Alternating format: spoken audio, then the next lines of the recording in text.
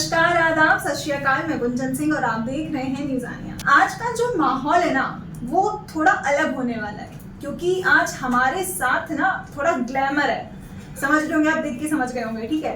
तो और मैं ना इनका कोई इंट्रोडक्शन नहीं दूँ, हम इनसे सुनते जाएंगे और आप समझते जाएंगे कि ये क्या है। तो शुक्रिया। तो ईशा जी, जैसे कि आपने देखा, मैंने आपका इंट्रो नहीं दिया, बट लेकिन आपको 2 लाइनों में अपने बारे में कुछ बताना है, जिससे पता चल जाए कि आप हैं क्या।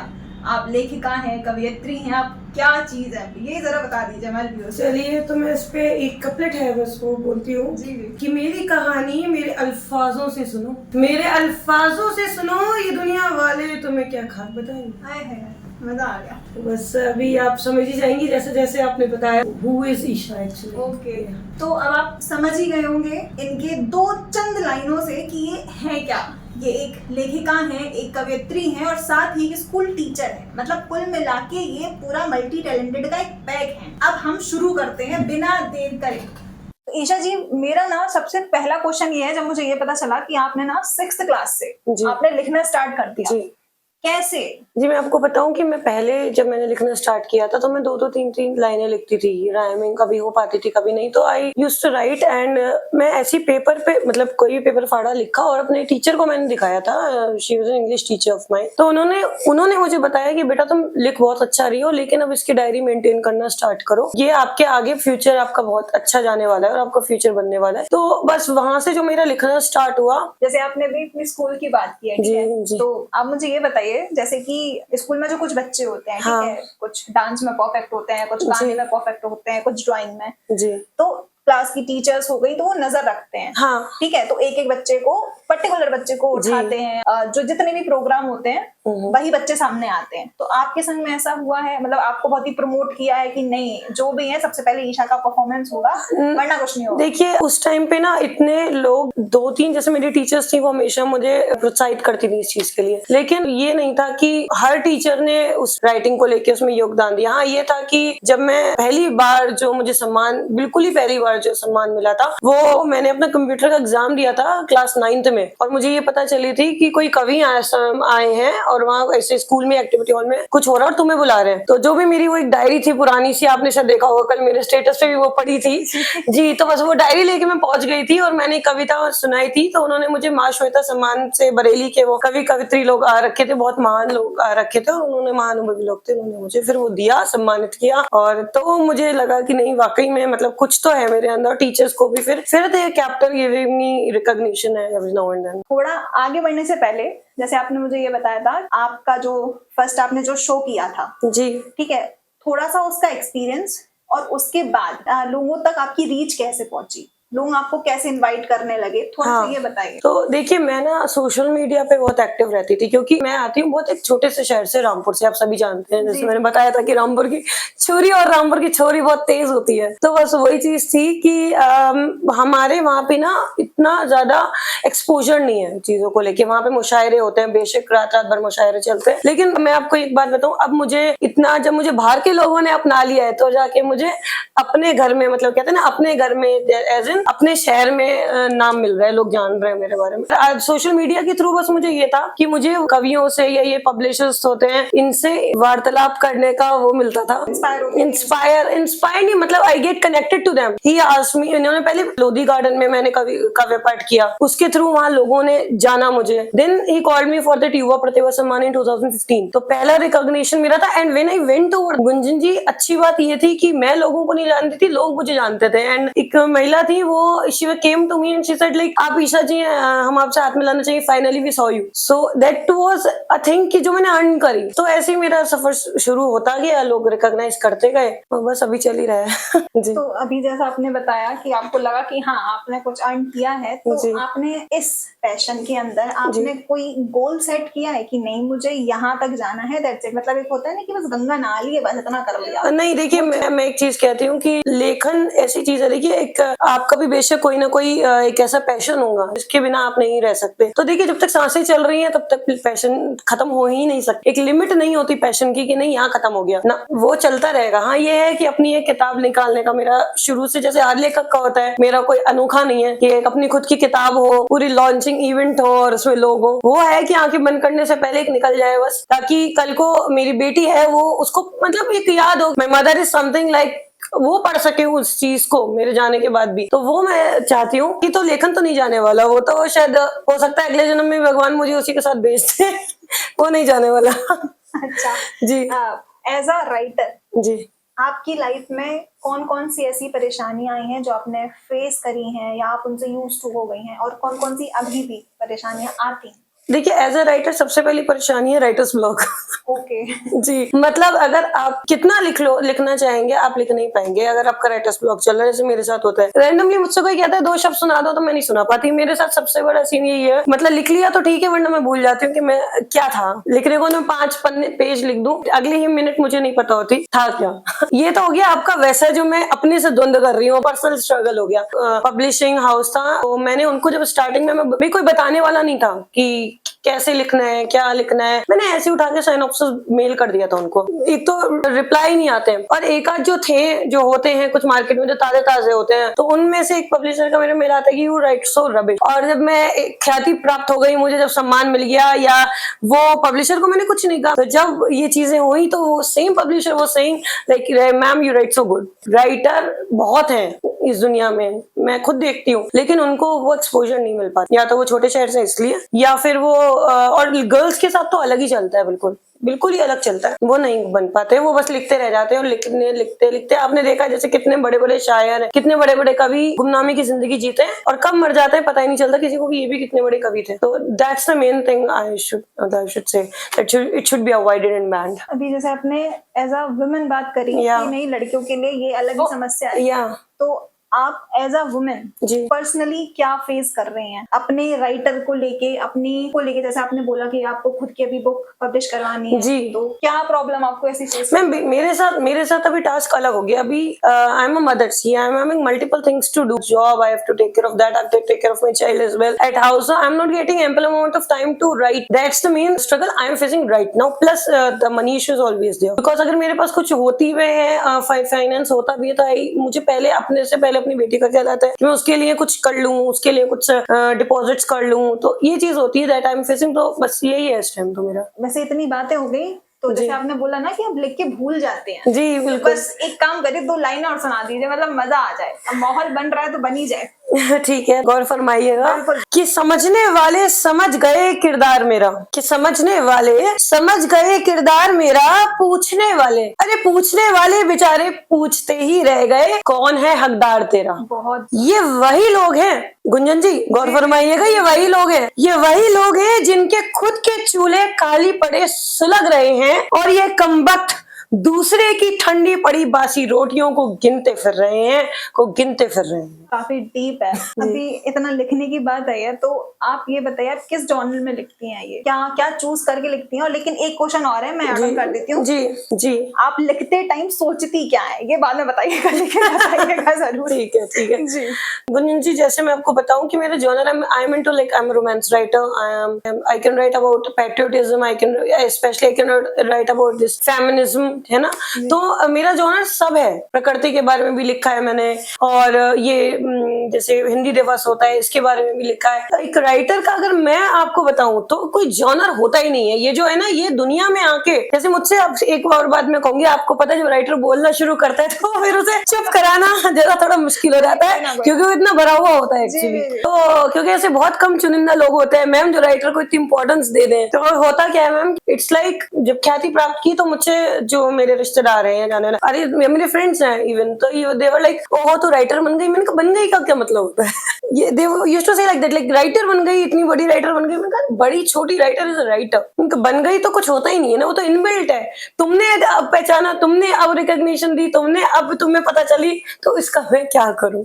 तो ऐसी जॉनर का भी ये नहीं है कि किसी, देखिए परफॉर्मर एज अ परफॉर्मर, उसका कोई भी जॉनर होता ही नहीं है, ठीक है। और जहां तक मेरी बात है, मेरा कोई जॉनर नहीं है द मोमेंट, और कोई ऐसा मैम जैसे आपने दूसरा आपका क्वेश्चन भी, उसका भी मैं जवाब देना चाहूंगी कि जैसे आपने कहा कि मैं क्या कोई भी, मैम मुझे कोई भी चीज इंस्पायर कर सकती है। जैसे कि अभी मैं बैठी हूँ तो रैंडम थिंग, मतलब बैठे बैठे कोई चीज आ गई, लिख ली, तो वो कंटिन्यूएशन में बनती जाएगी। और नहीं आई, अगर मैं सोच के लिखना बैठती हूँ तो मैं नहीं लिख पाती। मतलब इट्स लाइक रैंडम कि आज कभी भी कहीं से कुछ भी आ सकता है। मतलब कुछ ऐसा पर्टिकुलर आप सोचती नहीं है? नहीं, पार्टिकुलर नहीं है मैम। हाँ, अगर सोच के लिखने बैठूंगी तो it will be taking a lot amount of time to write. तो इमीडिएट होता है मेरे साथ जो भी होता है कि जस्ट लिख लिया और लिख लिया तो लिख लिया। अच्छा। फिर 1 घंटे का नहीं पता और 2 घंटे का नहीं पता। जी। थोड़ा सा ना हम लोग कहानी पे आते हैं। आपने एक कहानी लिखी थी जी। ट्रिपल तलाक, जी, ठीक जी। है, बट उसमें तलाक तलाक तलाक, हाँ उसके बाद था कबूल कबूल कबूल। हाँ।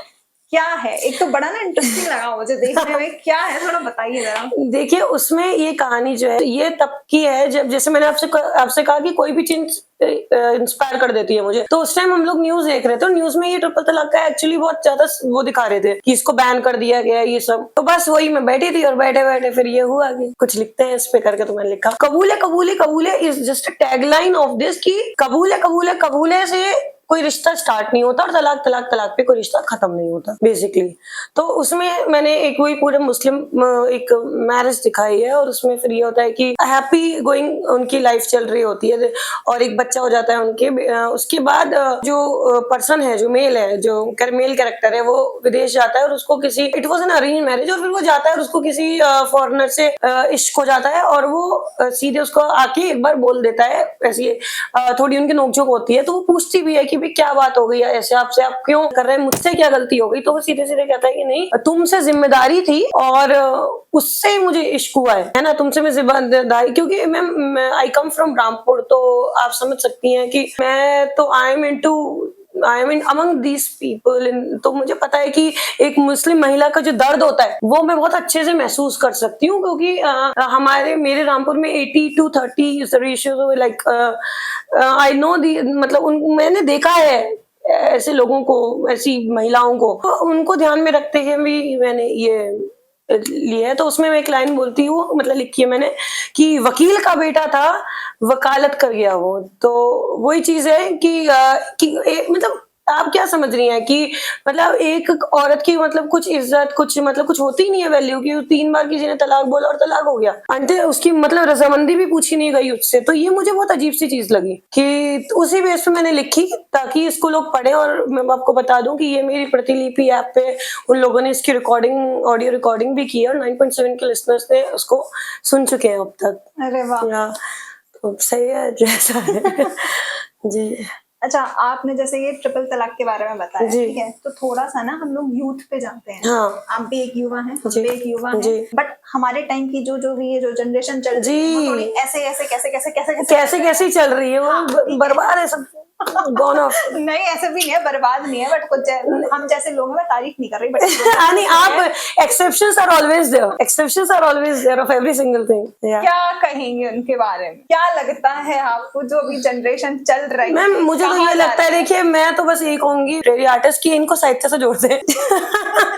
सिंपल सॉर्टेड है। लेकिन नहीं मैम, जोक्स अपार्ट, मतलब यूथ को ना समझना चाहिए कि ठीक है, you are into everything, you are making reels and all, लेकिन आपको बनाओ रील्स, सब करो, लेकिन अपने लिए ये सोचो कि जब 8-10 के साल के बाद तुम्हारे पेरेंट्स तुम्हारे साथ नहीं होंगे, मैं एज अ टीचर भी बच्चों को यही बोलती हूँ कि बेटा 8-10 साल के बाद जब आपके पेरेंट्स नहीं होंगे तब आप क्या करेंगे। तो एटलीस्ट आप लोग इतनी एजुकेशन ले लो कि आप अपनी ब्रेड एंड बटर खुद अर्न करना सीख लो, ठीक है। मस्ती मजाक करना ऑब्वियसली सब करते हैं, हमने भी अपने टाइम पे किया, ये सब करते हैं, लेकिन इतनी ना हो जाए कि बाद में आपको पछताना पड़ जाए उस चीज के लिए। तो that's a message for you. आप अपनी शायरी से, आप अपनी कोट से, आप जो भी लिखती हैं, तो आप उसको यूथ से कैसे कनेक्ट करते हैं? और आपको लगता है कि कहीं ना कहीं साहित्य, जैसे आपने बोला कि कुछ नहीं है, एक काम करो, उनको ना साहित्य से जोड़ दो जी, तो मतलब ये आप ये बोल रही हैं पाकिस्तान को भारत से जोड़ दो, कैसे जोड़ दें? ये नहीं मैम, डेफिनेटली पॉसिबल है। मैं बताती हूँ ये ऐसे पॉसिबल है कि देखिए कैफे में आता है यूथ सारा, आता है कॉफी वॉफी पे आता है ना, तो क्यों ना वहाँ पे एक बढ़िया सा पोएट्री प्रोग्राम, और जरूरी नहीं है मैम साहित्य से जोड़ दो, आप स्टैंड अप कॉमेडियंस आप देख ले, लेकिन चीज वाहियात नहीं होनी चाहिए। मतलब अब आप कॉमेडी के नाम पे कोई भी वाहियात चीज बोल रहे हैं, इश्क मोहब्बत की बातें बोल रहे हैं, तो यूथ को जब आप बोलिए इश्क मोहब्बत की बातें रहे तो वो क्या तरक्की करेगा, है ना। वो डॉक्यूमेंट्स में इश्क मोहब्बत की ही बातें लिखेगा, फिर अपने इंटरव्यू में इश्क मोहब्बत की बातें ही बोलेगा कि लिपट कर मुझसे वो रोई बहुत है, लिपट कर मुझसे वो रोई बहुत है, मेरी जिंदगी में ही कहीं खोई बहुत है। जाग कर देखा है उसने अपनी मुस्कुराहटों को आंसुओं में तब्दील होते हुए, कि जाग कर देखा है उसने अपनी मुस्कुराहटों को आंसुओं में तब्दील होते हुए, जनाब आंसू सूख जाने के बाद चैन की नींद वो सोई बहुत है, लिपट कर मुझसे वो रोई बहुत है। क्या बात है ईशा जी, मतलब एकदम मन को, दिल को, लीवर, फेफड़े सब कुछ वही, मतलब एक्चुअली यूथ हमारा क्यों नहीं जुड़ पाता पोइट्री से, क्योंकि हमेशा से देखिए यही लगता है यूथ को कि अरे कवि सम्मेलन होगा, बड़ी बोरिंग सी चीज होगी, बुड्ढे बुड्ढे कवि बैठे होंगे, है ना, और बस वो गा रहे होंगे, यही होता है। अगर मैं आपसे कहूँ चलिए आज मैं आपको कवि सम्मेलन में लेके चलती, हम जाएंगे, अनटिल एंड अनलेस मैं ये कह दूं कि मैं नहीं होंगी वहां पे, अरे छोड़िए ना, कुछ और देखते हैं। देखिए ये होता है क्योंकि ये होता आया है, तो हमें यूथ को ये दिखाने की जरूरत है कि it can be like queer की type of thing, like cafe में रखिए आप, जरूरी थोड़ी कि आपको एक मंच ही चाहिए उस चीज के लिए, आप कैफे में बुलाइए, कैफे में रखिए, कॉफी पिलाइए और 2 शब्द सुनाइए, है ना, तो माहौल बनाइए थोड़ा, तो यूथ अपने आप जुड़ेगा, क्योंकि गम के मारे सारे हैं। अरे जी गम के मारे यहाँ सारे हैं, यूथ ज्यादा है, मैं आपको बताऊं जी, आप जानती हैं आजकल के हाल क्या चल रहे हैं, तो बस वो तो और कनेक्ट हो जाएंगे मैम, उन्हें कनेक्ट करने की आप एक कैफे पे आप रख दीजिए कवि सम्मेलन, बस कवि सम्मेलन नाम ना दें आप, बस फिर देखिए आप कि भाई कुछ हो रहा है और सबको अपने गम को कहने की वहां पे इजाजत होगी, फिर देखिए आप सारे कवि बैठे होंगे जितने होते हैं सभी कवि बैठने वाले बैठे होंगे। जैसे आपने ये लाइन बहुत अच्छी बोली, कॉफी पिलाइए और 2 लाइन सुनाइए। जी बिल्कुल, ये आपके अंदर से आता है? ये बस आ गया ऐसे ही आ गया, विद द फ्लो आ गया। अच्छा जी वैसे मजा आ रहा है, ठीक है जी। देखिए अब जैसे आज की मैं आपको बात बताऊं, मैं जब आ रही स्टूडियो की तरफ तो बहुत जाम मिला, तो मैंने यही कहा अपनी मदर से कि देखिए जब हम घर से बाहर निकलते हैं तो हम ये सोच के ना चले हमें स्मूथ रोड मिलेगी, तो सेम जिंदगी का है कि हमें हताश नहीं होना है कि आज हम स्ट्रगल कर रहे हैं, हम कल भी करते रहेंगे और हम परसों भी करते रहेंगे, ऐसा नहीं है, अंधेरे के बाद सवेरा जरूर आता है। तो वही है कि जिंदगी से प्यार करना सीखना पड़ेगा, वरना रोने वालों की तो कमी नहीं सुनी, रोते रोते आए रोते रोते चले जाएंगे। अच्छा तो रोते आए हंस के जाना है ना, तो उसके लिए प्यार करना जरूरी है जिंदगी से और अपने आप से। जब हम खुद अपनी जिंदगी से प्यार नहीं करेंगे तो हम कैसे एक्सपेक्ट कर रहे हैं लोग हमसे प्यार करेंगे या लोग हमारी इज्जत करेंगे। ये डियर जिंदगी लेट्स फॉल इन लव। तो ये डियर जिंदगी पे 2 लाइन है। ए जिंदगी तू मुझसे रूठा ना कर, इस चेहरे पर दुनिया वालों को उदासी अच्छी नहीं लगती। वाह, ए जिंदगी तू मुझसे रूठा ना कर, इस चेहरे पर दुनिया वालों को उदासी अच्छी नहीं लगती। ये जो आप इतना डीप बोलती जा रही है, समझने में टाइम चाहिए मुझे, ठीक है ना ऐसे नहीं चलेगा काम अच्छा आदत हो जाएगी जी। जैसे मैंने सुना है कि आप ऐसे ऑनलाइन भी जी कविता बोलती हैं, तो उसमें और एज अ फिजिकल जी क्या डिफरेंस है?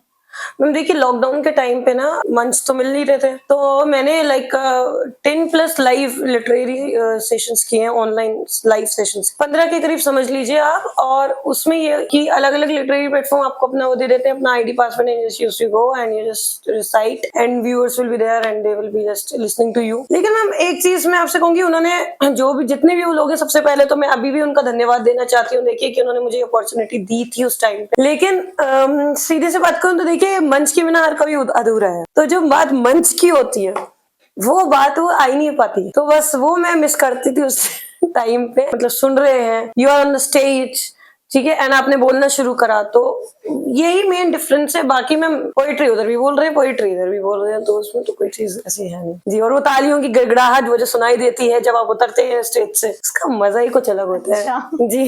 एज अ परफॉर्मर वैसे ताली माफ करिएगा, अभी मैं आपको थोड़ा रोक रही हूँ, अभी तक वैसे मेरी तालियों की गड़गड़ाहट ही सुनाई दी है, गालियों की गड़गड़ाहट अभी तक सुनाई नहीं दी है। तो वैसे यही दुआ ऊपर वाले से कि आगे भी तालियां ही मिले, गालियां ना मिले। अच्छा जी। तो हम आते हैं अपने क्वेश्चन पे कि एज अ परफॉर्मर आप जब मंच पर जाती हैं, अभी मंच की बात हुई, तो जब आप मंच पर जाती हैं तो आप एज ऑडियंस से क्या एक्सपेक्टेशन रखती हैं? और आप अपने आप से क्या एक्सपेक्टेशन रखती हैं कि आपको लगता है कि हाँ आप खरी उतर पाएंगी? हाँ। और क्या आप ऑडियंस को देखती हैं? मतलब एक होता है ना कि मैं ऑडियंस को देख लूं कि कौन कौन से टाइप की ऑडियंस बैठी है, मैं फिर उस हिसाब से सुनाऊं, तो ऐसा कुछ होता है? मैम ऐसा बिल्कुल भी नहीं होता, ऐसा कुछ भी नहीं होता। बस हाँ ये होता है कि जब तक मैं स्टेज पे नहीं होती हूँ, जैसे अभी मैं फिलहाल में जून में लखनऊ हुई, तो was like really huge event. मैंने इवेंट दिया, तो मैम मैं जब तक नहीं गई तब तक I was like shivering, I was nervous, जैसे नॉर्मली होता है, नो मैटर कि मैं कितनी बार आई हैव परफॉर्म। तो but the moment I was on the stage in front of mic, तो पता नहीं वो कहाँ से मुझ में शक्ति आ जाती है, क्या होता है, पावर आ जाती है, क्या होता है कि मैं जब बोलना शुरू करती हूँ तो फिर बस लोगों के मुंह से वाह वाह निकलता है। पता नहीं क्या ऊपर वाले की देन है ये। बस मेरा ये होता है कि मैं बोलना चाहती हूँ, लोगों तक मेरी बात पहुंच जाए। देखिए श्रोता कभी भी ना श्रोता ही होता है, उसका हम कभी भी हम उसकी गरीबी अमीरी ये नहीं देखते, हम ये नहीं देखते कि वो कैसा है क्या है। हमारे लिए इतना ही काफी है कि वो हमें सुनने आया, क्योंकि इस दुनिया में ना सुनने वालों की कमी है, बोलने वालों की तो भरमार है। तो बस यही है कि मैं ये चाहती हूँ कि जब मैं उतरूं एक ही जना बोल दे जाए, मेरे लिए वही काफी है कि भाई तुमने बहुत अच्छा बोला, वही बस मुझे और लिखने के लिए इंस्पायर कर देता है। अच्छा ईशा जी, आपने अभी बोला कि आपको ना अगर कोई एक शख्स ही बोल दे जी तो वही आपको इंस्पायर कर देता है। जी जी। आपकी कोई खुद की रिटिन ऐसा कुछ है, आपने कुछ ऐसा लिखा है कि आपको लगे कि नहीं यार ईशा ये ना तुमने मतलब एकदम बढ़िया लिखा है, मतलब मजा आ गया, कभी ऐसा लगा है? और अगर आपने ऐसा कुछ लिखा है तो बताइएगा जरूर क्या लिखा है आपने, मतलब आपको लगे कि नहीं यार ये सबसे बेस्ट है, यही सबसे बेस्ट है। और बेस्ट तो कुछ भी नहीं, जो पसंद आ रहा है वही बेस्ट है बस। मतलब आप ये समझिए, देखिए वही मैंने बात कही कि मन को छूना, तो मुझे अपनी एक ये कोटेशन जो है ये मुझे बहुत पसंद है जी। कि जब चमक रहे थे सितारे मेरे, कि जब चमक रहे थे सितारे मेरे, तब मेरे चेहरे की रौनकें देखने ना आए लोग, कि मेरे चेहरे की रौनकें देखने ना आए लोग, पर अब गर्दिशों में जो डूबे हुए हैं, कि पर अब गर्दिशों में जो डूबे हुए हैं, तो मैं जिंदा हूं या लाश बन गई, मेरे उस चेहरे पर मातम जताने आए लोग। बहुत बढ़िया, मतलब आपने ना एकदम सच्चाई बोल जी जी, ये मेरे साथ हुआ है। मतलब जी मेरे साथ बहुत बार हुआ है ये। बस होता है ना कि खुशी में कई लोग खुशी में शामिल नहीं होते, लेकिन हाँ दुख में जो कहते हैं ना, जो लोग होते हैं सो कॉल्ड हमारा ये सोसाइटी सोशल लोग, चार लोग क्या कहेंगे वाली जो बात है, तो ये चार लोग यही कहते हैं हाय हाय हाय हाय। ये मातम जताने नहीं आते, आपको बताने आते हैं, आपके जले पर नमक छिड़कने आते हैं ये आपको दुख में ना वो एक साथ ना लेने नहीं आते हैं, ये आपको और देने आते हैं कि देखो तुम्हारे अंदर तुम्हारे साथ दुख है तो और तुम दुखी रहो, तुम खुश मत रहना, अगर तुम हंसना भी चाहोगी ना तो हम तुम्हें हाय हाय हाय करके दोबारा रुला देंगे। हाँ, तुम्हें खुश नहीं रहने देंगे भाई, क्योंकि तुम खुश नहीं तो हमारे वही वाली बात है कि हमारे वो जो चूल्हे हैं वो सुलग जो रहे हैं बंद हो जाएंगे। जी वो बंद हो जाएंगे। तो हाँ एक मैंने ये लिखी थी कि कभी कभी अजनबियों को अपना बनाना सही होता है, कभी कभी अजनबियों को अपना बनाना सही होता है। मैंने अपने ही शहर में खुद का बसेरा टूटते देखा है। जी हम ना थोड़ा सा आगे बढ़ेंगे, लेकिन इसके पहले एक क्वेश्चन जी, आप थोड़ा ना अपनी उपलब्धियों के बारे में बताइए, ये जैसे हम थोड़ा पोएट्री पे बढ़ेंगे सीधा। ठीक है।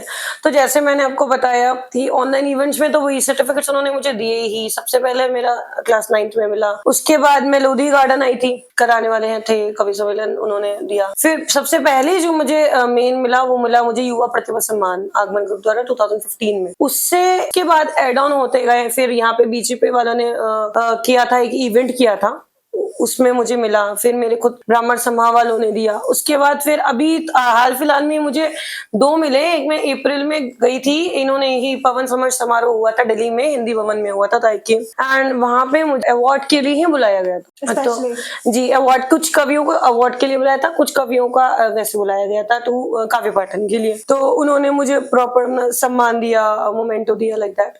उसके बाद नेक्स्ट मुझे मिला यहाँ लखनऊ में गोमती नगर में। इन्होंने ये ग्वालियर के नवोदय पब्लिकेशंस थे और इन्होंने इवेंट कराया था लखनऊ में। तो उन्होंने लाइक बहुत ही वहां से मुझे, देखिए वो तो चलिए कोई बात नहीं है, सम्मान मिला है, बहुत मिला है, ठीक है। लेकिन और अभी इसके बाद मुझे यहाँ अभी भी हमारे रामपुर में बेटी के ऊपर सम्मान था, रामपुर की बेटियों के लिए था वो। तो उसमें मैंने अपने मतलब फॉर्म वॉर्म लगाए थे। तो वो वहाँ तो मतलब जिला के जितने भी बड़े लोग होते हैं, जिले के जैसे डीएम हो गया और कमिश्नर जी साहब हो गए, मतलब जितने भी होते हैं उन लोगों ने इसी चीज के लिए मुझे साहित्य के लिए सम्मान दिया था। तो मेन सम्मान देखिए, ये सम्मान तो वाकई में बहुत कीमती है, लेकिन सबसे जो अनमोल और अतुल्य सम्मान होता है वो होता है कि दर्शकों को आपकी पोएट्री पसंद आ जाए। बस वो तालियों की गड़गड़ाहट जो होती है वो मेरे लिए सबसे बड़ा सम्मान है, क्योंकि उससे बड़ा सम्मान कोई नहीं हो सकता कि आप किसी के दिल को छू गए, आपके लफ्ज किसी के दिल को छू गए, बस तो फिर लाइफ सेट है। जी, तो हम ना थोड़ा टाइम वेस्ट नहीं करेंगे, हम ना सीधे आपकी पोएट्री पर आएंगे। जी। तो हमने थोड़ा ना सवालों और जवाबों का सिलसिला थोड़ा खत्म ही कर दिया है, हम थोड़ा पोएट्री पर आते हैं। और अब जो बोलेंगे वो सिर्फ ईशा जी बोलेंगे, अब हम ईशा जी को सुनेंगे, ठीक है? ईशा जी शुरू हो जाइए। जी ठीक है, आपका एक बार और शुक्रिया गुंजन जी। अब मैं आपको एक जो मुझे पर्सनली पसंद है वो सुनाती हूँ आपको, एक कविता कि मैं तुम्हें भूल जाऊं, कि मैं तुम्हें भूल जाऊं ऐसा हो नहीं सकता, कि मैं तुम्हें भूल जाऊं ऐसा हो नहीं सकता, और तुम्हें यादों में रखना मुझे मंजूर नहीं है, और तुम्हें यादों में रखना मुझे मंजूर नहीं है। गर्व था जो तुम्हें पाने का मुझे कभी, तुम्हें दीवानों की तरह चाहने का अब गुरूर नहीं। मैं तुम्हें दगा दूं ऐसा हो नहीं सकता, और तुम्हें वफाए मोहब्बत करना मुझे मंजूर नहीं। तो मैं भारत की लड़की हूँ, निकलती हूँ जब घर से तो दिल घबराता है डर से। अपनों के बीच ही मैं बिल्कुल अकेली हूँ, मैं भारत की लड़की हूँ। यूपी की हूँ या बेंगलोर की, दिल्ली की हूँ या इंदौर की, मनचलों के लिए सिर्फ एक मस्ती का जरिया हूँ, मैं भारत की लड़की हूँ। हद तो तब हो जाती है गुंजन जी, जब एक मासूम सी बेटी अपने ही पिता की हवस का शिकार हो जाती है। ये हो रहा है आजकल जी बिल्कुल, आप अखबारों में देख लीजिए, इतनी न्यूज भरी पड़ी है कि हद तो तब हो जाती है जब एक मासूम सी बेटी अपने ही पिता की हवस का शिकार हो जाती है। क्या मैं सिर्फ खेलने की गुड़िया हूँ? मैं भारत की लड़की हूँ। मैं रात को छोटे कपड़े पहनकर जब बाहर निकलती हूँ अपने ही देश में, तो मिल जाते हैं मुझे मेरे ही भाई कसाई के वेश में। All Indians are our brothers, right? तो मिल जाते हैं मुझे मेरे ही भाई कसाई के वेश में, सरेआम उतार देते हैं वो मेरी आबरू। बिखर जाती हूँ टुकड़ों में, बुरी तरह कांप जाती है मेरी रूह। मैं भारत की लड़की, उस पर भी सितम ये होता है, लड़की को घर से बाहर नहीं निकलना चाहिए, कहते मेरे देश के दिग्गज नेता हैं। ऐसे में क्या करूं मैं? क्या खुदकुशी कर लूं या जहर पी लूं? मैं भारत की लड़की हूँ। तो ये लॉकडाउन वाला प्यार है। तो ये मैंने कविता तब लिखी थी जब लॉकडाउन चल रहा था, और जैसे कि सब जगह माहौल बना हुआ था, तो उसमें लिखी थी मैंने ये। इंटरेस्टिंग है। जी 22 तारीख को जब संपूर्ण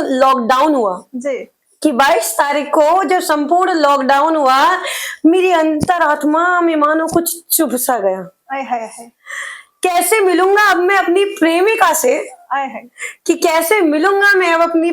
से, मेरा मस्तिष्क गहन सोच में पड़ गया। कैसे करूंगा अब मैं अपनी चांदनी का दीदार में? ये लॉकडाउन वाला प्यार है। प्यार भी कहाँ, एक मात्र मुलाकात हुई थी, मात्र जरा सी, लॉकडाउन चल रहा है क्या, एक मात्र मुलाकात हुई थी, आंखों में कुछ बात हुई थी। इससे पहले कि जान पाता कौन थी जो दिल ले गई, कहाँ से आई थी वो, जो इन नेत्रों में स्वप्न बेशुमार दे गई है। हो, मतलब मजा आ गया। जी जी जी जी। ये कमबख्त, मतलब इससे पहले कि पता हुआ क्या कि ये कमबख्त कोरोना ने मिटा दिया मेरा ख्वाबों का संसार है। ये कमबख्त कोरोना ने मिटा दिया मेरे ख्वाबों का संसार है, ये लॉकडाउन वाला प्यार है। अरे फिर हुआ यूं कि हम अपनी छत पर आवारों की तरह मंडरा रहे थे। आवारों की तरह मंडरा रहे थे, क्योंकि इस टाइम तो सब खाली होते थे मोस्टली। मतलब वेले जी बिल्कुल वेले। जी। कानों में ईयरफोन्स लगाकर इस टूटे दिल को दुख भरे गीत सुना रहे थे। क्योंकि तेरे नाम वाला? जी, जो समझ लीजिए आप। चन्ना मेरे। जी, चन्ना मेरे। हाँ, तो अब वही है कि नजर मिल गई थी, लेकिन अब वो मिल गई और उसके बाद वो पता नहीं कब मोहतरमा कहाँ गायब हो गई, तो बस दुखी थे हम बहुत। तो हुआ क्या कि तभी देखा कि सामने की गली के तीसरे माले से कोई जाना पहचाना सा चेहरा हमें ताक रहा है। जाना पहचाना सा चेहरा हमें ताक रहा है। ऐसा प्रतीत हुआ जैसा कोई अपना उस तरफ से मेरे अंतर मन में झांक रहा है। अपना कोई अपना। जी जी, अपना, वही अपना। अच्छा। वही अपना जो था, वो जिससे नजरें मिली थी। तो ऐसा प्रतीत हुआ जैसे कोई अपना उस तरफ से मेरे अंतर मन में झांक रहा है। छत की मुंडेर के थोड़ा और करीब हम गए। देखा जब उस राजकुमारी को अपने समक्ष इस दीवाने नैनों के तो जैसे अश्रु ही छलक। अरे out of happiness, you know. हाँ, तो बस हो जाता है। प्रसन्न था मैं अब जो आ गई थी मेरे जीवन में, फिर से बहार है, ये लॉकडाउन वाला प्यार है। मुझे देख वो भी बड़े प्यार से मुस्कुराई। शायद उसके भी हृदय में मेरी यादें थी समाई, थोड़ी बहुत यादें कि हाँ ये वही है। शायद उसके भी हृदय में मेरी यादें थी समाई। चाहतों का सिलसिला पुनः आरंभ हो गया। मेरा आवारापन, ये लाइन जरा ध्यान से सुनिएगा। मेरा आवारापन उसकी नजाकत में कहीं गुम हो गया। उसकी नजाकत में कहीं गुम हो गया। चल चुकी थी अब हमारे मध्य इश्क की बयार है। ये लॉकडाउन वाला प्यार है। रोज ठीक 5 बजे शाम को चाय का कप हाथ में लिए उसका अपने घर की बालकनी में आना, उससे इशारों की बातें करने के लिए मेरा घर वालों से हर बार नए बहाने बनाना, मुझे निहार उसका शर्माना और इस खुशी में मेरा गुलाब की पंखुड़ियां तोड़ते जाना। अब तो ये मिलना मिलाना हमारी नित्य क्रिया बन गई थी। उसकी शरारती सी मुस्कान मेरे होठों की हंसी बन गई थी। वाह। पता ही ना चला कि कब मैं उसे खुदा से भी ज्यादा चाहने लगा। शक है मुझे कि शायद मेरा व्यक्तित्व उसे भी रास आने लगा। चढ़ने लगा हम दोनों को मोहब्बत का बुखार है। मेरे दोस्त, ये लॉकडाउन वाला प्यार है जी। आई रात 5 अप्रैल की, कुछ याद है आपको? आई रात 5 अप्रैल की, जब हमने वो टॉर्चें और मोमबत्तियां जलाई थी। जी। आई रात 5 अप्रैल की, सबने की तैयारी मोमबत्तियां एवं टॉर्च जलाने की। हमने शाम को कहा था उससे टॉर्च की रोशनी को गगन के तारों से मिलवा देना यदि करती हो प्रेम हमसे। मतलब इजहार करने का टाइम आ रहा है, समझ रही हैं आप? जी। हमने चोरी से रात 9 बजे उसके सामने कोरे कागज को मोमबत्ती से जलाकर कर दिया था अपने प्रेम का इजहार है। ये लॉकडाउन वाला प्यार है। वाह। उस घड़ी जब मोहतरमा बालकनी में आई, मेरी धड़कनों ने तेज दौड़ लगाई। भी जवाब मिलने वाला है। हाँ, जी। मेरी पता थी, हाँ है भाई, इतने देर टाइम से इस चल रहा है, लेकिन अब वो मुंह से बुलवाना एक अलग चीज है। जी जी। मेरी धड़कनों ने तेज दौड़ लगाई। ठीक 5 मिनट बाद उसने करा ही दी अपनी टॉर्च से सितारों की मुलाकात। ठीक 5 मिनट बाद उसने करा ही दी अपनी टॉर्च से सितारों की मुलाकात, जिसे देख चहक उठे मेरे दिल के जज्बात। ओहो। वचन दिया उसको मैंने, वचन दिया उसको मैंने, कभी न छोड़ूंगा तेरा साथ। करता हूं मैं मोदी जी का धन्यवाद, जो उनके कारण समझ सकी वो मेरे मन की बात। बहुत बढ़िया। कि करता हूं मैं मोदी जी का धन्यवाद, जो उनके कारण समझ सकी वो मेरे मन की बात। फिर बनकर तैयार हो गया मेरी मोहब्बत का घर बार है, कि फिर बनकर तैयार हो गया मेरी मोहब्बत का घर बार है। परी खता की उस परी ने, परी कथा की उस परी ने किया जो मुझे अपने प्रेमी के रूप में शिकार है। अब तो मात्र इस लॉकडाउन के खुलने का इंतजार है मेरे मित्र, ये लॉकडाउन वाला प्यार है, ये लॉकडाउन वाला प्यार है।